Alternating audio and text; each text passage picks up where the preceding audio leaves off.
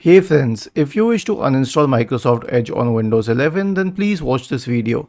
Now interestingly, you do not have the option to uninstall it. If you go to settings, apps, installed apps, and search for, let's say, Edge, and click on the three dots here, the option to uninstall it is grayed out because Microsoft doesn't want you to uninstall it.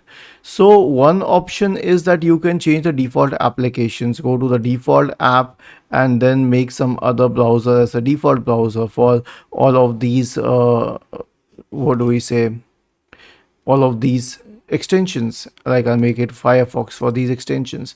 But if you really want to uninstall it at any cost, then here's what you can do. You can open the Bing search bar and search for Wise uninstaller,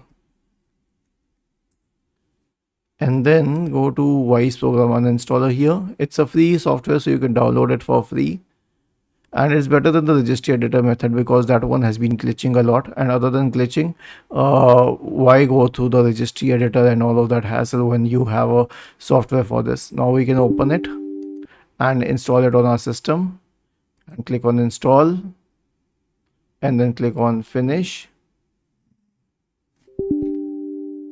and then click on yes, and then click on finish, and then click on yes, and this will launch the Wise program uninstaller.